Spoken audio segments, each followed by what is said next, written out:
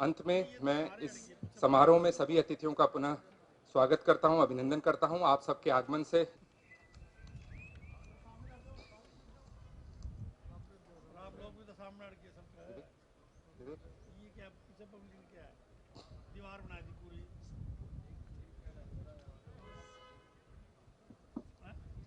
आप लोग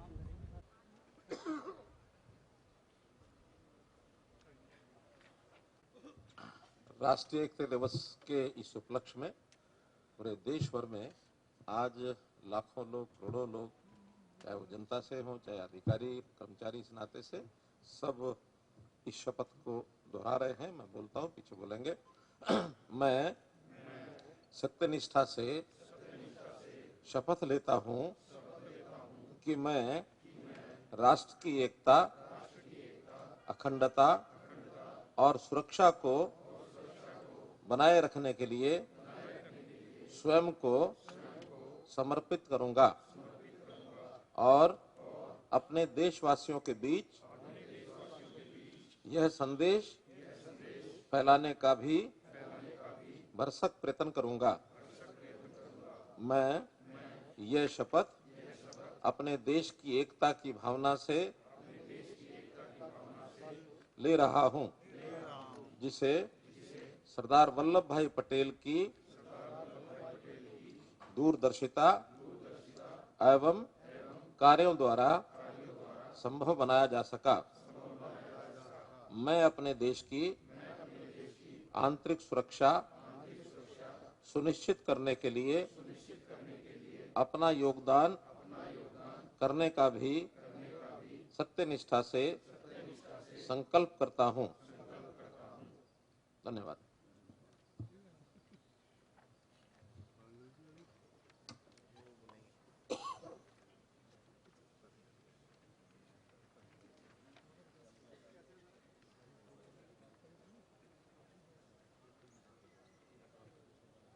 अब इस अवसर पर शपथ ग्रहण के बाद मैं माननीय मुख्य अतिथि महोदय से अनुरोध करूंगा कि अपने आशीर्वचनों से हमें अनुग्रहित करें।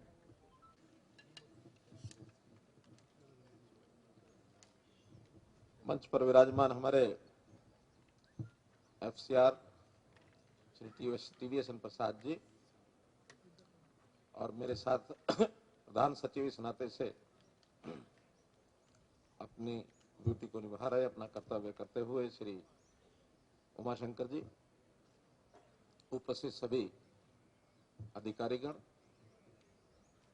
सेक्रेटरिएट से सब लोग उपस्थित, यहाँ हमारे कर्मचारी बंधुओं, पत्रकार सहायकार मित्रों, जैसा ये पहले से हमको जानकारी है कि 31 अक्टूबर इसको देश भर में राष्ट्रीय एकता दिवस इस रूप में मनाया जाता है और इसके पीछे की भूमिका हमको पता है कि 31 अक्टूबर देश के पूर्व गृह मंत्री, प्रथम गृह मंत्री रादर कहें, सरदार वल्लभ भाई पटेल जी का ये जयंती का दिन है। इस जयंती के दिन को हमने चुना है, इसका भी आप जैसे स्तर के लोगों को सब जानकारी है ही।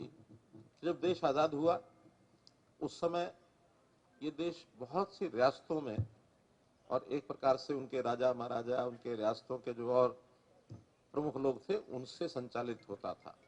भले ही अंग्रेज का राज था, लेकिन एक इकाई के रूप में ये कभी नहीं रहा।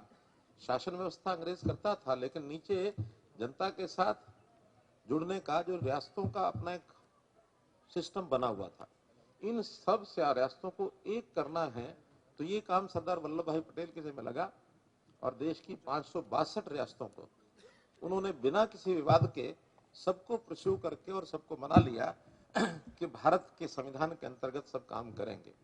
क्योंकि अंग्रेज ने जाते समय कुटिल चाल चली, उन्होंने छूट दी थी इन रियासतों को, अगर कोई रियासत चाहे तो अपना अलग से भी संविधान के अंतर्गत रह सकता है, सार्वभौमिकता तो देश की रहेगी, लेकिन संविधान उनका अलग से रहेगा। 3 रियासतें ऐसी थी जिन्होंने उस समय इनकी अपील के हिसाब से सहमति नहीं दी। उन 3 को भी बाद में एक करने के लिए एक पंडित नेहरू जी के जिम्मे लगी, 2 सरदार वल्लभ भाई पटेल जी के जिम्मे लगी। जो सरदार वल्लभ भाई पटेल ने अपने जिम्मे ली, उन्होंने जो भी कुछ बातचीत उनसे की होगी कहते हैं साम दाम दंड भेद, किसी समस्या के हल के लिए ये 4 अक्षर होते हैं। उनसे प्रेम से बात की होगी, उनको डराया होगा, उनको धमकाया होगा, उनको परिणाम भुगतने के लिए भी तैयार रखा होगा, अंतोगत्वा 2 तो मान गए।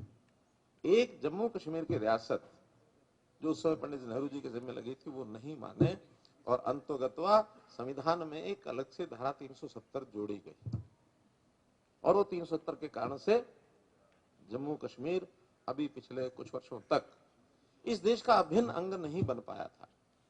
कोई भी देश की संसद अगर कानून पास करती थी तो जब तक वो वहां की असेंबली उसको क्या रेटिफाई करते, रेक्टिफाई जब तक वो न करे तब तक वो लागू नहीं हो सकता था। यानी एक प्रकार से संसद के ऊपर भी उस प्रदेश में वहां की असेंबली का एक अधिकार था।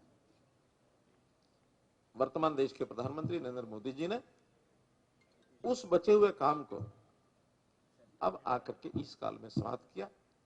धारा 370, 35A ये दोनों, और ये भी वैसा ही बिना किसी विवाद के, बिना किसी, वरना तो लोग बहुत तरह की भय भावना दिखाते थे, 370 खत्म करेंगे तो ये हो जाएगा, वो हो जाएगा, लेकिन पार्लियामेंट में जाकर के 370 को समाप्त करने का एक निर्णय लिया, निष्प्रभावी कर दिया। अब जम्मू कश्मीर भी वैसा ही एक अंग जैसे बाकी प्रदेश है, उसी प्रदेश का उसी प्रकार के यानी संबंध अब भारतवर्ष के यानी एक संघ के नाते जम्मू कश्मीर भी एक भाग हो गया है।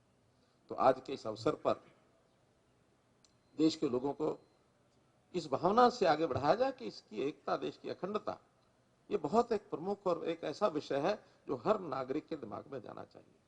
सरदार वल्लभ भाई पटेल लौह पुरुष, एक प्रतीक के रूप में उनका एक स्टैचू गुजरात में, बहुत बड़ा स्टैचू और विश्व का tallest statue, statue of unity, शायद 372 फुट ऊंचा, अगर मैं गलती नहीं कर रहा तो 300 कुछ मीटर, ऐसा कुछ उसकी ऊंचाई है। जो यानी इससे पहले अमेरिका का जो स्टैचू था वही टॉलेस्ट था। अब ये स्टैचू ऑफ यूनिटी ये सबसे tallest statue in the world है। प्रतीक रूप में वहां लोग जाते हैं, वहां इस भावना से उत्प्रोत होते हैं। देश के एडमिनिस्ट्रेटिव सिस्टम में एक विषय जो हम हर बार याद करते हैं, सरदार वल्लभ भाई पटेल एक ऐसे व्यक्ति थे जिन्होंने हमारी जो आईएएस की, प्रशासनिक अधिकारियों की भूमिका क्या होगी, इसका बड़ा सरल शब्दों में उल्लेख किया हुआ है। एग्जैक्ट शब्द क्या है आप में से कोई बता सकता है? Steel framework of independent India, IAS service जो है, it is the steel framework of our country. तो इस प्रकार का एक ताना बाना सारे देश में आईएएस कैटेगरी का बना हुआ है, जो अपने छोटे मोटे सब मैं कहता हूं अपने लगाव को छोड़कर से ऊपर उठकर, ना उनको अपने गांव से लगाव है, ना उनके अपने प्रदेश से लगाव है, इंटरस्टेट भी हमारी सबकी नुक्तियां रहती है, सारा देश एक हो, तो उस एकता का भाव इस सिस्टम में से, जो हमारी ऑल इंडिया सर्विसेज हैं, उसी में से आता है। वरना अगर ये सिस्टम ना होता तो देश की जनता अपने जो तुच्छ स्वार्थ हैं उनके कारण से अलगाववादी दृष्टिकोण रखने वाले रीजनल ग्रुप्स, शायद वो देश को फिर तोड़ने के लिए तैयार हो जाते हैं। लेकिन इस भाव को आगे करने के लिए इस दिन हम विशेष तौर पर उनको याद करते हैं। मैं इस अवसर पर सरदार वल्लभ भाई पटेल को पूरे हरियाणा राज्य की तरफ से मैं नमन करता हूं, उनको श्रद्धांजलि देता हूं, और आशा करता हूं कि ये भाव हम सब लोग मिल करके, कोई किसी भी स्थिति में है, कोई नागरिक दूसरे नागरिकों को इसी प्रकार से आगे उनके मन में ये बीज आरोपित करते हैं। यही शुभकामना के साथ आपका बहुत बहुत धन्यवाद, बहुत बहुत आभार।